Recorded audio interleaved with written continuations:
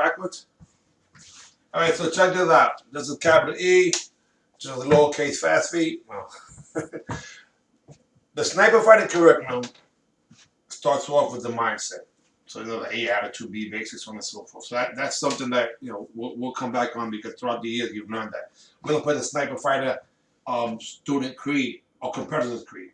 Like, I would not make believe I scored the point, that type of stuff. Because the truth is that most people just don't think that's a big thing, but it is. It's horrible. But to start off with the foot, right, which is shadowing. So the idea is, you go onto your left, you move your left foot first, right? Then you go onto your right, you move your right foot first. The common mistake that people do, if they're moving their left foot towards the left side and they move it 6 inches, they move the right foot a foot. Now their feet are too narrow. You always want to have people off balance. Opportunity for you to attack. And one of the best ways to do that is just to see which way they're comfortable. You got guys that are great fighters, but the very second that if I'm here sparring with you and I go this way, you may be okay, but if I go this way, now I came in closer, you don't even notice. I did a zigzag on the way in. So this foundational footwork here, the left-right drill, is absolutely the best way to wake up every option of what would be your ability to move, whether it's forward, back, left or right, and angles in between there too. So this is the extreme version of it, but we'll go left and then right, and then left, and then left, and then right, and then left, and then right, and then right. And this is where it gets different. When years ago we used to say switch, now we just take the actual step. That's already left. Then right, left, left, and right, left, right, right. Now instead of doing the switch, again, just go left, right, left, left, right, left, right, right. And then you finish how you started, so it's the horizontal or the vertical. I should say the neutral. This is what we call it, the neutral zone. And then right. And we miss one, no big thing. So that's the idea. Timing, tempo, rhythm on that, it depends on how you're doing it. If you can break rhythm on it, you can go left, right, and confuse the crap out of somebody. They do that in basketball. They do that in football. But again, the idea is that if you move to your left, you move whatever direction you're going towards, you move that foot closer to that direction first.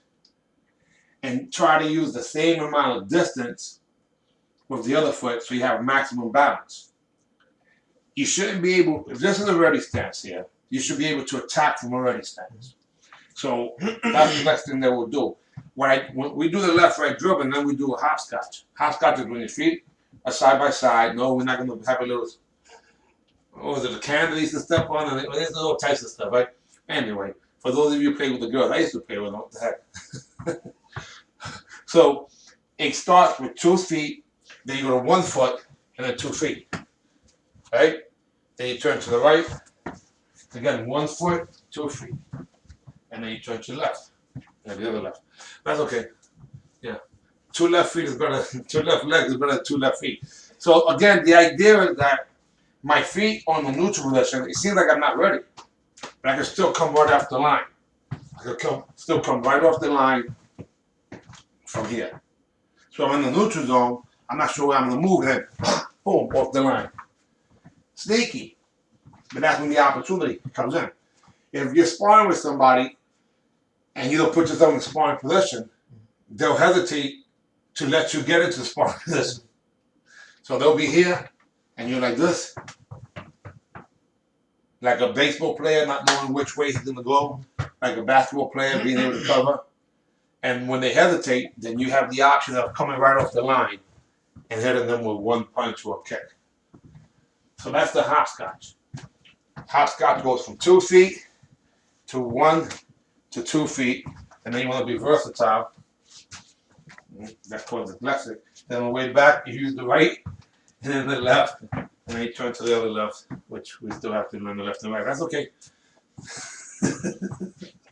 Hey, there's nothing wrong with having a good time when you're doing this thing. In the beginning, guys, it's always confusing. I mean, even as a review, because the way we did things years ago, it would be left, right, left, right, switch, and then everybody used to switch. But then I started thinking about it. you know, when you do the left right drill and you do the switch, well, why not just go right into what would be left leg committed, and then on the way back you just do right leg committed, and that already covers that same thing. You know, so again, home training with this thing can easily be done, and this and done in rounds will get you pretty exhausted. Even in a small area, you can still do footwork. Most rings are not any bigger than the width of this room. Just about, you know, maybe a little wider, but just this is a humongous ring. Actually, this is too long for a ring. But the idea is still that if you can move here, you'll be able to move anywhere. So we'll do the left right drill, then you got the hopscotch. Now the way to do hopscotch simply is you got more than enough space. You go left, right, turn, right, left, turn. Because usually you're only going to have one opportunity to attack the person anyway, right? Right. Now the way we do the hopscotch again is it's an extended version of it. So it would be where I step here and then I fly forward and then switch. Yeah, right. So it's like skipping what would be a pebble on the pond. From the hopscotch, we want to do what an attack. So you go from neutral position, and you come off the line, and you throw the back knuckle, and then you come right, and then again you continue with the hop, and then you turn and go the opposite way, and then you do the same thing. The right hand this time. Well, go back, because what you want to do is when your foot lands, the right foot lands, your right hand is out at the same time. Yeah, and then you still want to skip a little forward. The reason you want to skip forward is because you're stopping your momentum if you don't. So the way it would normally work is you're here, you punch the other person, and your body still keeps coming forward because you don't know if you have to throw another punch. Yeah, you don't know if you're going to have to throw another punch after that. So let's assume that, right, you got it, exactly. So now look at the distance of that jab, so to speak. You're talking about 6 feet, give or take. You know, that's a nice little range without even detecting that you're coming. Mm-hmm. You look like you're just standing there. You're a step away from punching them in the mouth without them even noticing. If you do it from like almost like a gunslinger standpoint, it doesn't look intimidating. If you go like this, then now they protecting themselves.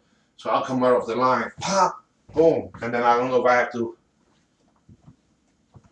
The concept that you were explaining before, like the zigzag thing, is that kind of the That's same? a little different. That's a little different. No, but what it comes from here. No, what I was going to ask you, how you said that when they can't comprehend the distance that you're closing, is that almost kind of the same concept as the fadeaway? Fadeaway is a different game, but yeah, the answer is okay. You're talking about setups and illusions.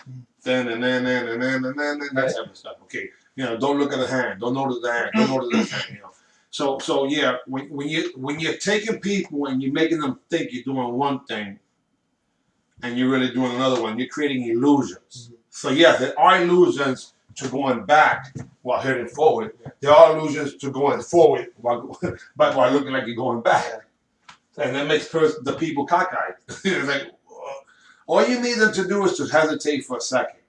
The second they put their feet on their heels or they lock their knees, at that moment they are open for an attack.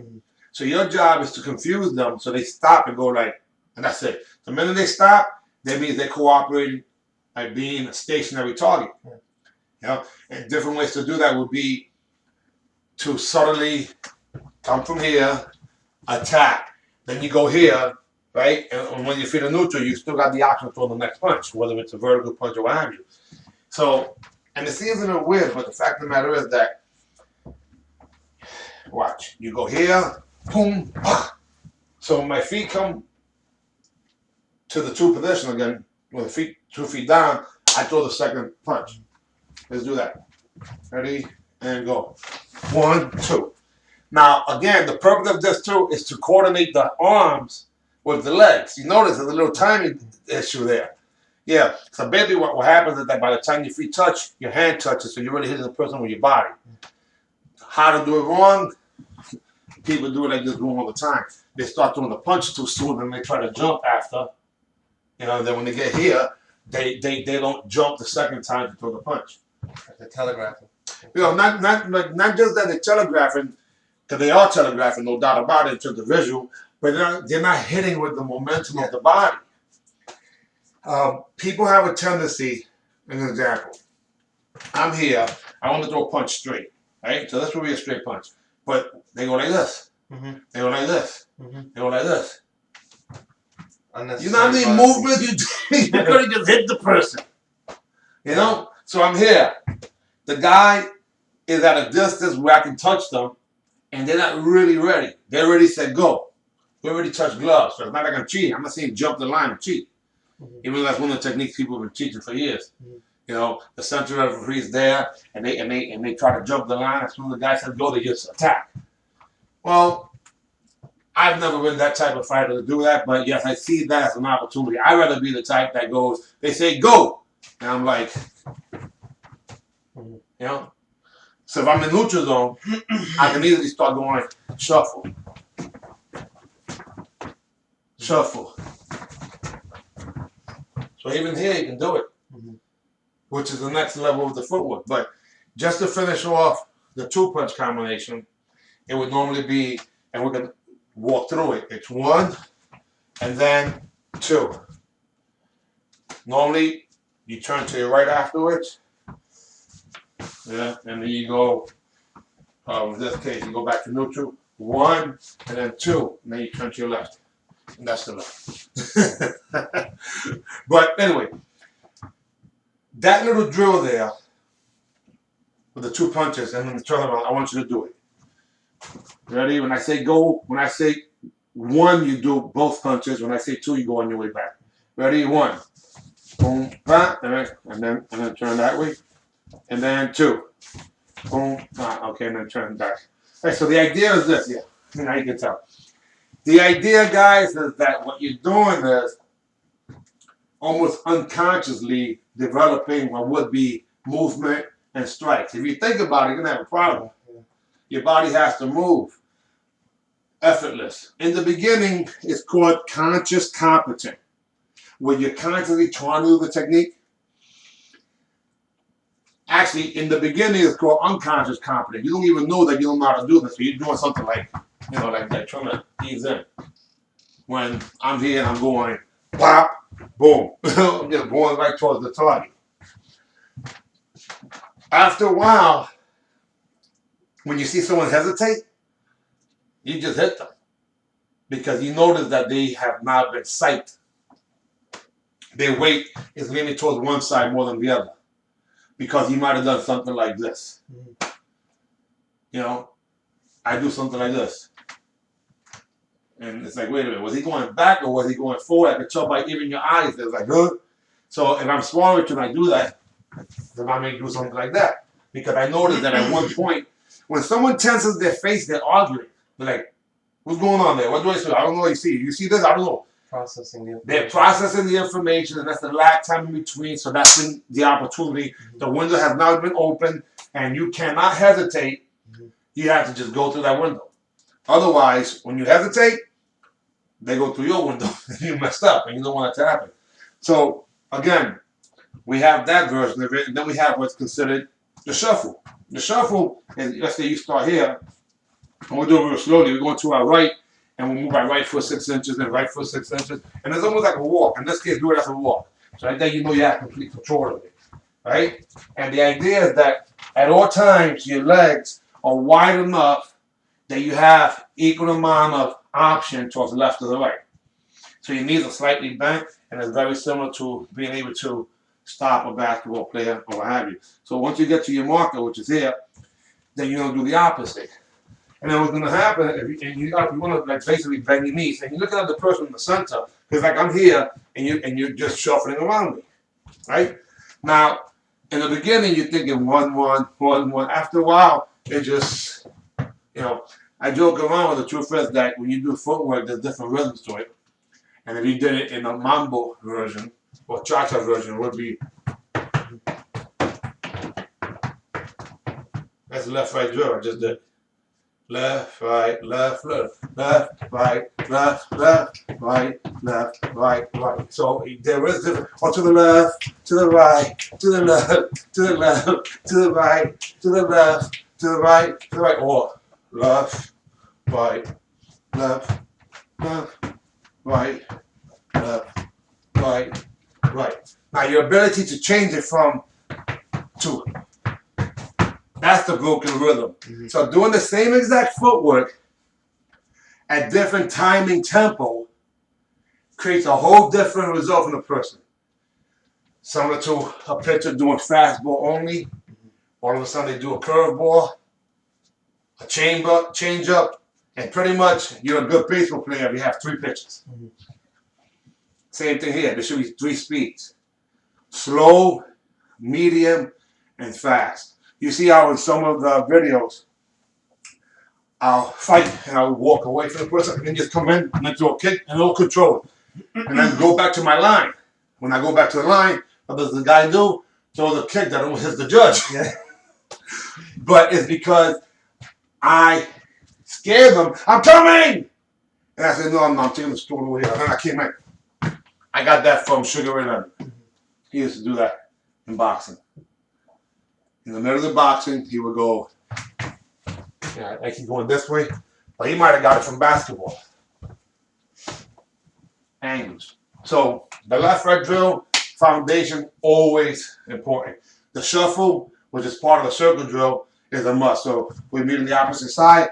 The second part of the shuffle, the second part of the circle drill is the back pedal. The back pedal, even in a place like this, is possible. Where you're running in the circle, in this case, you put your right leg in front, and I'm going to run this way, you're going to run this way, and I'm going to try to catch you. There you go. No, I said run, I caught you. See? Right? So that's okay. Left leg in front now. And it's literally running backwards. This way. Running back. There you go. See, I'm in my spot. You see, I have aerodynamic brakes, or what would be considered a sports car, and you wanted to keep the circle tight, but you see how you drifted away? Yeah. And there's a possibility you still don't want to hit this. So what starts to happen is you start developing what's considered awareness of your terrain. This is the land. I want to get the most out of the land. I want to do a divide so I can conquer. I'm going to try to flank you and have you be in a situation where, you're saying, oh, fudge puppy, or something like that. It's inside joke, right? So, again, inside here, if you think about it, we're at a distance right now where the only way we can punch each other is if we actually turn our body or get the distance. So this is more than enough space for you to really work out. The people who know how to work inside, they're dangerous fighters. This is not inside. This is not even inside. Now we're getting closer, But we're going to continue with what would be the curriculum. And the curriculum after your shuffle and after your back pedal is the stick and move. Now, stick and move is an interesting one because it takes a lot of timing, tempo, rhythm to get that one. But you can walk it. So we're going to do it as a walk. Put your right leg in front. We're going to walk forward like this. And then great iron back. So it's forward and back. Forward and back. Watch this. See? So now if you don't go circular, now I'm back to where I started. And you're too far off, which is fine. I'll pay you later. Make you maneuver. Yeah. So again, the idea is that you're doing a small circle. Some of you guys have seen, you've seen when a guy comes at me when sparring, they have the left leg in front, right? The person attacks me, and I end up making that person go outside because I spin off of them. Yeah. Well, this is some of the premise of it. That's more like what I consider the pivot, which is ole, but it's still within the same idea that I don't want to have to go outside the ring. Very rarely have you seen throughout my career that I've gone outside the ring, and sometimes it was because, not that I did it for the sake of going up the ring so the guy couldn't score on me, which to me I call that being a bitch, be a punk. I don't spell punk, but you know what I'm talking about. I don't do that, guys. I'd rather have you beat me because I wasn't able to protect myself than for me to beat you by trying to just run outside the ring to kill time. That's like a sucker move. And that's where karate changed quite a bit. That's why sniper fighting is not like that. If you score on me, I thank you for showing the weakness of my defense. I don't think there's anything wrong with that. I can't get mad at you that you hit me. You wasn't supposed to be able to hit me. If I would have moved out the way or be in a position where I can score on you. So again, it goes right back to knowing your terrain, having options. Now that was the left, that was the right leg. We're gonna do the same thing with the left leg. Ready? And we're gonna try to keep it nice and close. Then we go in, and then out, and then in, and out, and I'm already at my mark because this is a small room.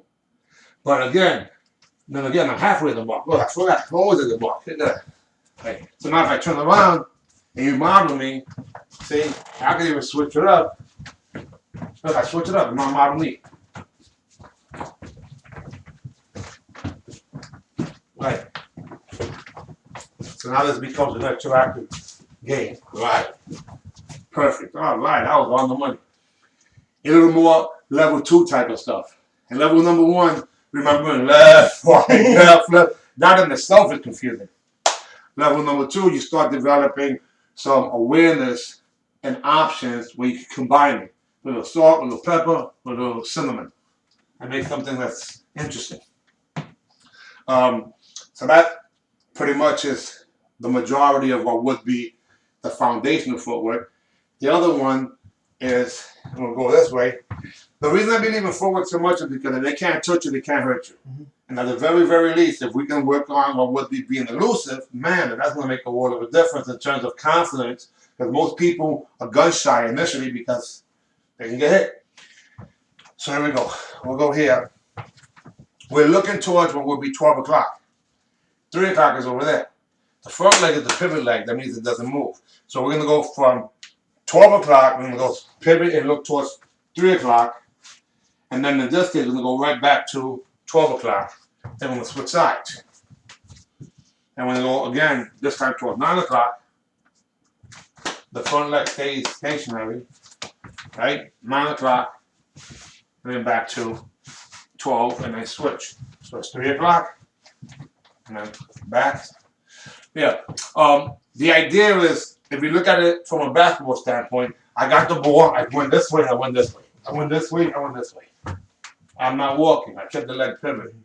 But what it does is this. Come over here. Put your left leg in front. Do the hopscotch. Ready, go. Hopscotch. See what just happened? So you do the hopscotch. Fast, fast, go. So it gives me an opportunity to be out the way without having to do too much footwork. So that's good enough, okay? So you guys see how now, every technique that someone does, there's a counter to it. We did the footwork and how the footwork you was able to follow my lead. Your goal is to take my lead and eradicate it. So that means that you become the leader, making me think I'm the leader. Sort of like when you hook up with a girl and you think you got them. You know, that type of stuff. So I see when people are doing footwork, they're trying to set me up. And then I notice patterns in them. And their patterns might be something like 1, 2, 3. Or 1, 2, 3, 4. Whatever it is, I'm able to determine based on their timing what they do. Oh, I got him. That guy's a doom, dun, doom, dun, doom, dun. And I want to hit him in between that. Doom, pop. I want to hit him with the thumb.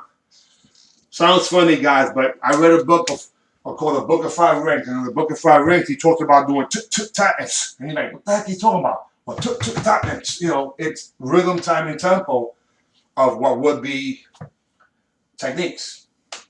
All right, so just to finish off what would be the circle drill. Circle drill ends with just a walk. And it starts with the right leg in front, so you're going to be following it this way. So we're looking towards the center. We put our right leg in front, and we're walking backwards. Right? And you bring it to the point where your legs, you want to stay close, don't leave. You want to have your back, your butt being touched by your leg. And once you get here, this like a little walk that Bruce Lee used to do. So, yeah, you know, so this is like that little Bruce Lee walk, except I exaggerated it and brought it all the way to my hamstring when you keep going away. So the circle drill starts off with, yeah, don't worry about it. I know the person that owns it.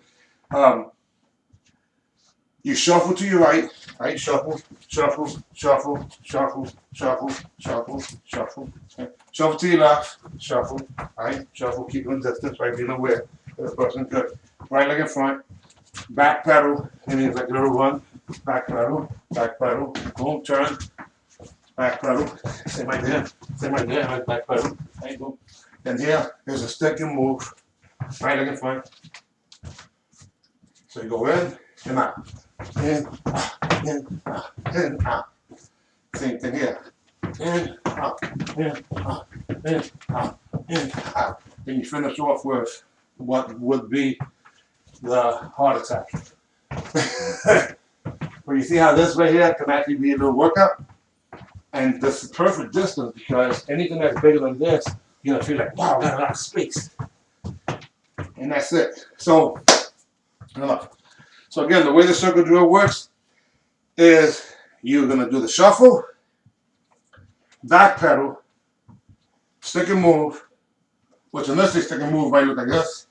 Then after a while it becomes like, there's a little rhythm to it. And then in addition to that, we finish off with the little walk. It makes your legs get pumped. It brings your heart rate to the roof. And it gives you so many more options in terms of footwork than anybody. So here you got the left-right drill, the circle drill, then we have some clockwork.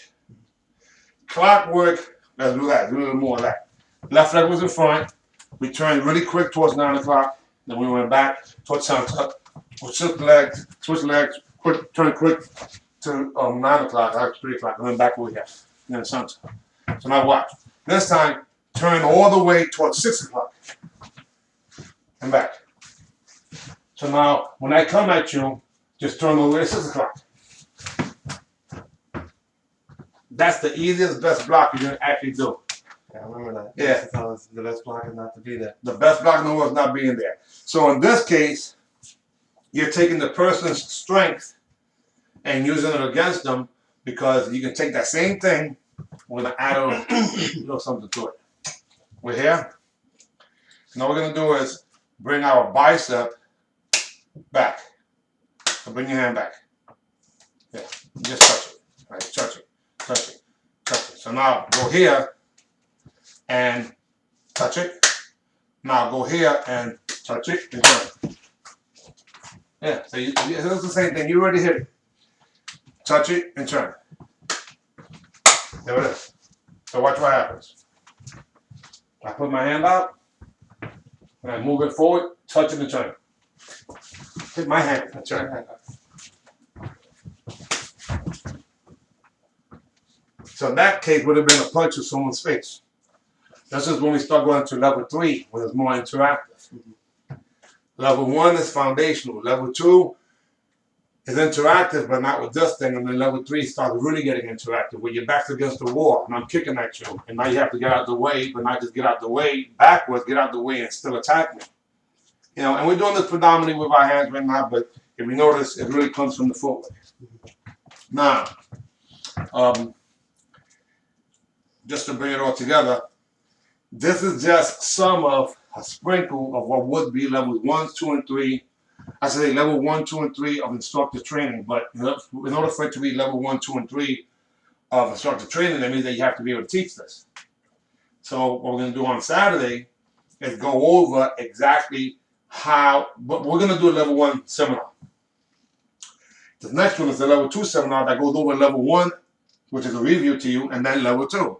And then right after that, if you're comfortable, we'll record you teaching level 1. If you're not, no problem, because we can always do it in the video. I know you have it by you showing me. That's it. Simple enough. Does it make sense? Any questions? No, sir. Good enough. You know we have more than enough space here. I mean, you really have more than enough space. Even when it comes to kicking, all you need is two steps at the very most. You know what? Let's do that bonus right now. Okay, here we go. You're on this side. All right, so now we're gonna actually forget the kicking. We're gonna do first blitz. The first blitz. Our feet are stationary. You take the front hand, and what I want you to do is step with your right leg like so, and then go right back. So you're gonna go 1, and then 2. Now from here, you're gonna do it one more time. You're gonna go 1, but this time shift your weight and then throw the second punch. Now there's a timing to it too, because you don't want to throw the punch too soon. The punch has to come as if you were running almost. So it becomes 1 and then 2. Tendency that people have on the second one, you want to keep your hand up, yeah, and turn your entire body to the point where, yeah. So you're hiding behind your weapon. Hiding behind your weapon. So again, we're here, and we do a step and step. Now from there, turn to your actual right, and that full circle, just 180, and then you do the same thing opposite, right, that's right, I know, right, and then left, and then just turn that way. No, turn that way towards that wall. This will be the easy part, watch. This is the wall I'm always going to turn towards. So I'm here, and I go 1, 2, turn, 1, 2, turn, 1, 2, turn, 1, 2, turn. I'm always turning towards that wall. Go, 1, 2, turn. But keep the other leg in front. And again, 1, 2, turn. Which way you turn? That way. Yeah. So you get it. The idea, all you really basically doing is this. Left leg committed, get into here. Now your right leg's already committed. You just gotta turn your head. Right leg committed. Left leg committed. And then right leg committed. Right committed there. Right, that's it. Notice he's turning his whole upper body the way it should be. That's how people get taller. I used to tell people my seminars will make you get taller and smaller at the same time. It'll tie people's arms and make them blind. And if you know how to do those things, then I think you have a good chance of winning. And how does that happen? Plain and simple. By you turning your upper body, your legs got longer. By you being able to move out the way, they don't touch you, you just got smaller. By putting the hands in someone's eyes, you just made them blind. And by putting the hands down so they don't kick, you just tied up their legs. Now, the idea is being able to use these things at the right time. See, sparring has never been about someone's ability to fight. Not when there's a curriculum. And you saw in my school, we had a lot of guys that, or even girls that you wouldn't consider fighters. They didn't come in with those skills. They just came in with a desire to learn. And because they came in with a desire to learn, there was a curriculum. When the person came at them, they didn't go like this. They actually went here. But in most schools that I noticed, the person that's a good fighter already becomes one of the good fighters in the school. But they came with those skills already, or at least not the fear factor of it. And I didn't think that that's what martial arts was supposed to be. I thought that the person who didn't have the skills to fight, which was really to protect themselves, was supposed to learn it. So it should have been in the curriculum. But I couldn't teach that doing stuff like this, or doing grab me here. That might have helped also, but to me, more realistic is that someone throws a punch at you and you're able to move out the way. You know, leave me alone. I said leave me alone. You know, have the attitude where when it's done quick and don't mess with me and that's enough. Oh. Because the average person just blocks by doing like that. To me, the best block is moving out the way. Boom. Even in the close quarters. I had a friend of mine one time, we were sitting in the car. He says to me, what are you going to do now? And I used the elbows properly, hit him behind the ear, and now I had him in the position where he was injured. And he was like, oh my God. And this is a guy who was a construction worker with humongous hands, which I don't have big hands. And he wanted to just finally get me in close quarters. He's like, got you. And I just, and then he got his arm, and before you know it, he's like, all right. You know. Anyway, any questions, sir? No. Does it make sense? Yes. Are you happy that at least now you know you have more than enough space that you're concerned about it, right? Yeah. This here is really, really a lot of space. This way, the fact that it's half of it is still more than enough. We can do some sparring here, believe it or not, in slow motion, which is one of the secrets. It increases the quality of the technique without jeopardizing what would be the potential of pain. But it helps you where when you see the technique coming, you start making the proper adjustment. You throw a punch towards my head, and if I go like this, I'm going to get hit. That's not a good habit. You throw a punch to my head, I have the option to either parry, you throw a punch to the head, or I can actually hit you while it's happening, or I can just move out the way, or I can just spin and do something illegal. You know. At level 2, we also go over what would be the first sweep or takedown. At level 2, at level 3, there's a lot more of those things. Because to me, it's always so cool when someone was a good kicker, he was not like kicking, and the other person just swept them. It was like, woo, got him. And that's it, guys. Listen, again, this is a situation that is pretty unique. I'm in the Bronx, in the motherland, where I've been teaching for years. Eric's been a student for over 20 years, 20 years ago. And even though there's been a separation from distance, there's never been a separation mentally. And he has a great testimonial that we'll use in a little while about what helped him in the martial arts. But in my case, age 50 years young, I don't want to die with this information. Some of this information is a little confusing to you guys, but the more you practice, the better it makes sense. And I want to thank you for your time, and I want to thank you for your time. Thank you, sir. My pleasure. When I say AB, you say see ya. See ya. AB, see ya. On the bow. We bow for the Eastern Hemisphere of the world, and we salute because we're in America. We out of here. I'm done. Where's the bathroom? That was awesome, sir. Yes, sir. All right.